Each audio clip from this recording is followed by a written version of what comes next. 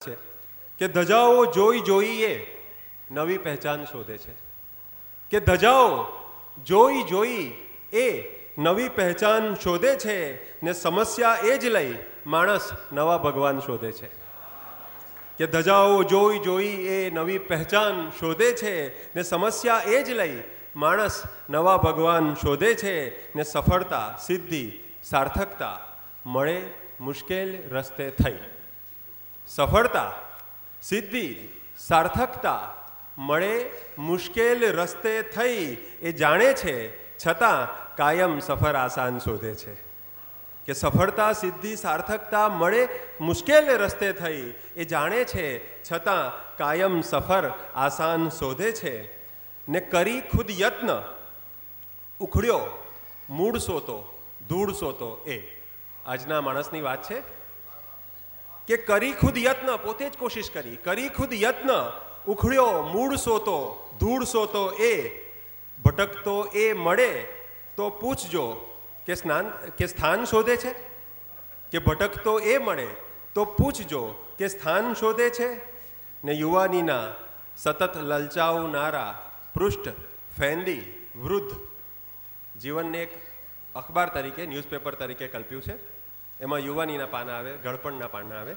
કે યુવાનીના સતત લલચાવનારા પૃષ્ઠ ફેંદી વૃદ્ધ હવે કંઈ બાળપણ સાથે અનુસંધાન શોધે છે. કે યુવાનીના સતત લલચાવનારા પૃષ્ઠ ફેંદી વૃદ્ધ હવે કંઈ બાળપણ સાથે અનુસંધાન શોધે છે. ને કર્યું છે સર્વ પર શાસન સ્વયંલગ આણ પહોંચી નહીં. કર્યું છે સર્વ પર શાસન પણ સ્વયંલગ આણ પહોંચી નહીં. ત્યજીને રાજગાદી એ હવે કંતાન શોધે છે. કે કર્યું છે સર્વ પર શાસન સ્વયંલગ આણ પોતાના સુધી આણ પહોંચાડવી હોય તો રાજગાદી નહીં ચાલે, કંતાન પર બેસવું પડે. કર્યું છે સર્વ પર શાસન સ્વયંલગ આણ પહોંચી નહીં. ત્યજીને રાજગાદી એ હવે કંતાન શોધે છે. ને કશુંક એ શોધતો હતો પણ ખબર નહોતી કે શું શોધું. કશુંક એ શોધતો હતો પણ ખબર નહોતી કે શું શોધવું. થયું છે ભાન કે શું શોધવું તો ભાન શોધે છે. કે કશુંક એ શોધતો તો પણ ખબર નહોતી કે શું શોધવું. થયું છે ભાન કે શું શોધવું તો ભાન શોધે છે. મિત્રો એક નઝમ સંભળાવું છું. નઝમ એક ઉર્દુ કવિતાનો એક પ્રકાર છે અને એમાં ગઝલની જેમ બબ્બે લીટીનો શેર નથી આવતો. એક સળંગ એક જ વિષય પર લખાયેલી આ રચના છે. એનું શીર્ષક છે કોકનું ડબલું. કોકનો ગમે તે અર્થ કરી શકો તમે.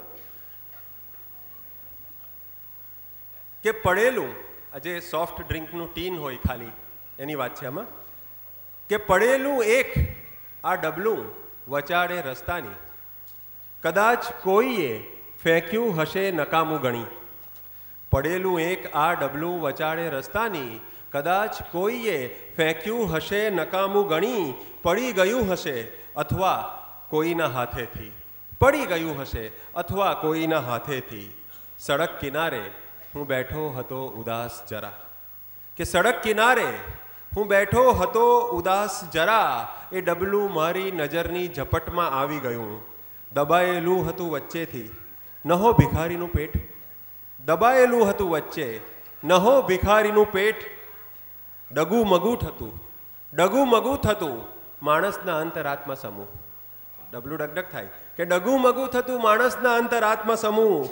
પ્રવાહી ટપકી રહ્યું તું સડક ઉપર જાણે ઘવાઈને પડ્યો હો રાહદારી કો ખૂનથી તર.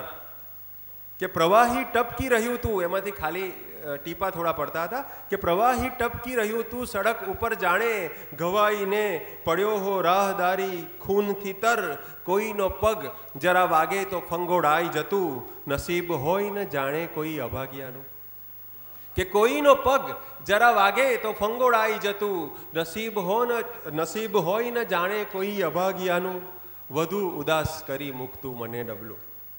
જરાક ધીમી ગતિએ ક્ષણો વીતી ત્યાં તો 6-7 વર્ષનું ભોળું કોઈ શિશુ આવ્યું. પલટો આવે છે વાતાવરણમાં કે ત્યાં 6-7 વર્ષનું ભોળું કોઈ શિશુ આવ્યું, નિહાળતું રહ્યું ડબલાને ખૂબ અચરજથી, ને બૂમ પાડીને બીજા શિશુને બોલાવી. મળીને બંને નિશબ્દ થોડી ચર્ચા કરી, ને એકબીજાની આંખોમાં જોઈ લીધી ચમક.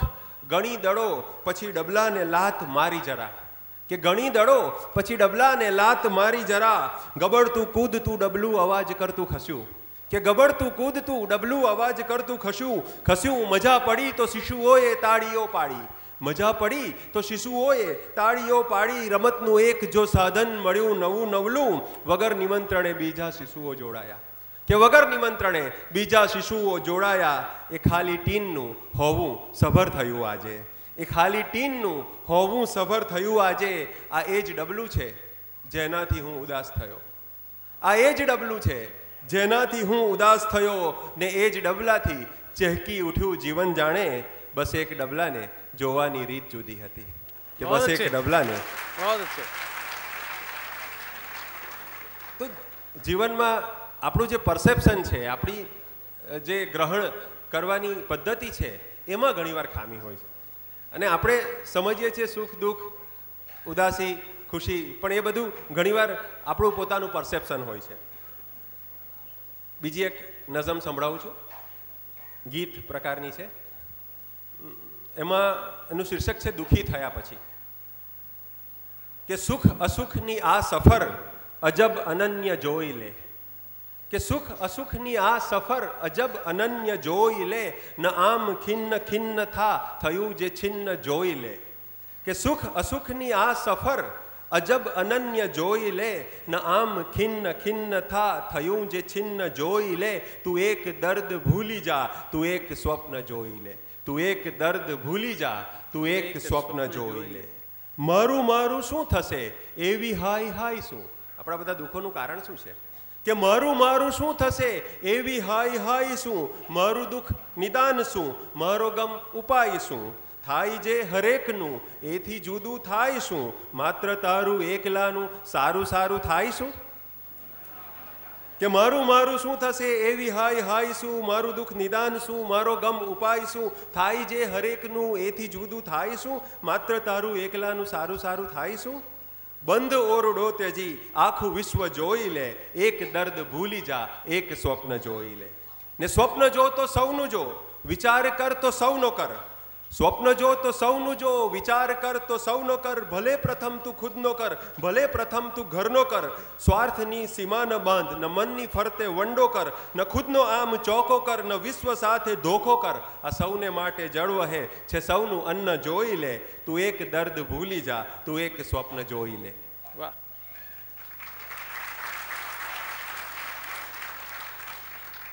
કે પર્ણ પુષ્પ ડાળ ડાળ એ જ છે, એ તું જ છે. આપણી જાતની બહાર સમષ્ટિમાં આપણે આપણી જાતને નિહાળતા થઈએ તો બધા પ્રોબ્લેમ્સ, સમસ્યાઓ આપોઆપ હળવી થવા લાગે. આપણને ખ્યાલ આવવો જોઈએ કે હું મારી બહાર પણ વેરાયેલો છું, વિખરાયેલો છું, અને હું છું એ જ એ છે. પર્ણ પુષ્પ ડાળ ડાળ એ જ છે, એ તું જ છે.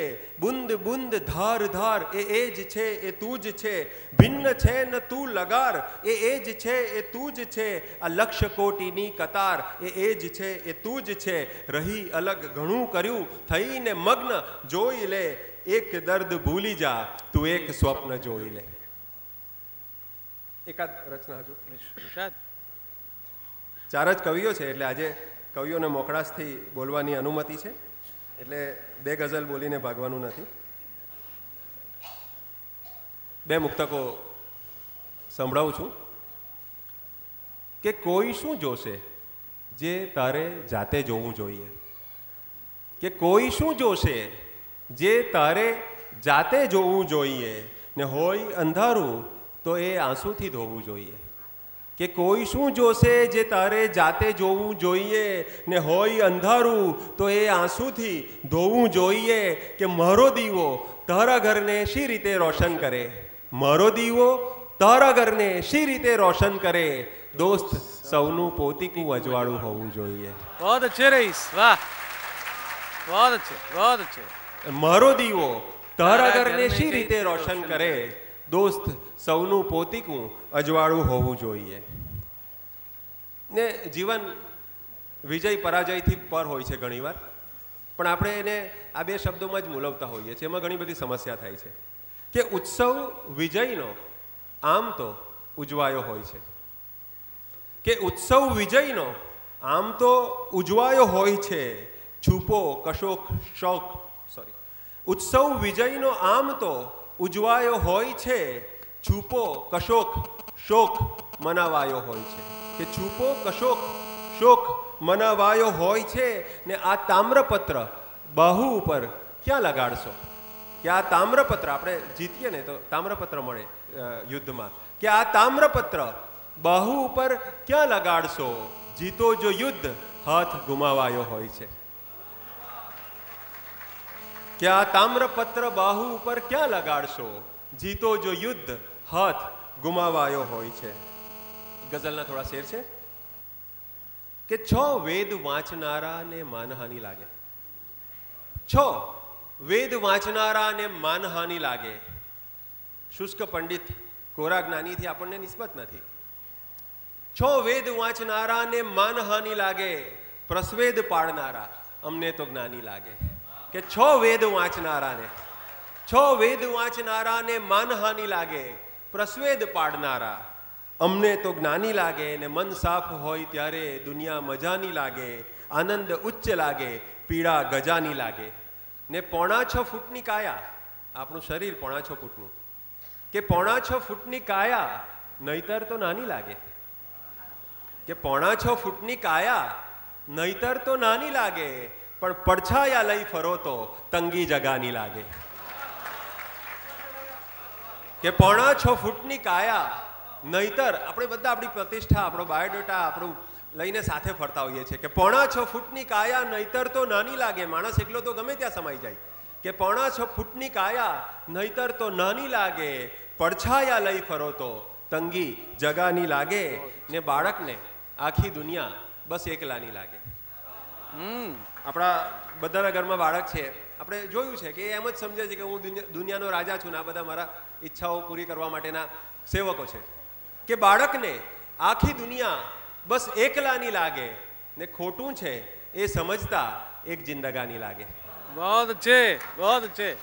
કે બાળકને આખી દુનિયા બસ એકલાની લાગે, ખોટું છે એ સમજતા એક જિંદગાની લાગે. ને ક્યારેક ચાલી તારા સુધી ન પહોંચું, કે ક્યારેક ચાલી તારા સુધી ન પહોંચું. ને ક્યારેક ઠોકરો પણ તારી નિશાની લાગે, કે ક્યારેક ઠોકરો પણ તારી નિશાની લાગે. ને મારો કાવ્યપાઠ સમાપ્ત કરતા પહેલા એક મને લાગે છે કે હું સુરતી કવિતાનો તો આજે સ્કોપ નથી, પણ જરાક હળવું થાય એવું એક ગીત હું રજૂ કરીશ. આપણા બાળકો વિશે મારે એક ગીત રજૂ કરવું છે. શ્યામલભાઈ સોમિલભાઈ સામે ઉપસ્થિત છે, એ લોકોએ આ સ્વર રચના પણ કરી છે આ ગીતની. કે 6 કલાક સ્કૂલ, 3 કલાક ટ્યુશન. આ કવિતા ક્યાંથી સ્ફુરી એ પણ આજે મને 2 મિનિટમાં કહેવા દો. 1 મિનિટમાં. એકવાર હું એક રેસ્ટોરન્ટમાં ગયો હતો, ત્યાં હું અને મારા પત્ની એક ટેબલ પર અમે બેઠા હતા. બાજુના ટેબલ પર એક યુવાન કપલ હતું, એમનું 1.5-2 વર્ષનું એક સંતાન. ત્યાં એ લોકો ધીંગા મસ્તી કરતા હતા, ખૂબ મજા કરતા હતા, એન્જોય કરતા હતા. અચાનક એ બાળકથી પેશાબ થઈ ગયો ત્યાં, એટલે મમ્મી ડિસ્ટર્બ થઈ ગઈ, મમ્મી ગુસ્સે થઈ ગઈ. એનાથી એનો ગુસ્સો કાબૂમાં નહીં રહ્યો અને બાળકને કહે છે સોરી. મને એમ કે આ 2 વર્ષનું બાળક વળી શું સોરી કહેશે, પણ એ બાળકને ટ્રેનિંગ આપી હશે, શીખ્યું હશે, એટલે બાળક બોલ્યું સોરી મમ્મી. એટલે મને થયું કે ઘરે જઈને ધાવણ આપીને બાળકને કહેશે કે સે થેન્ક યુ.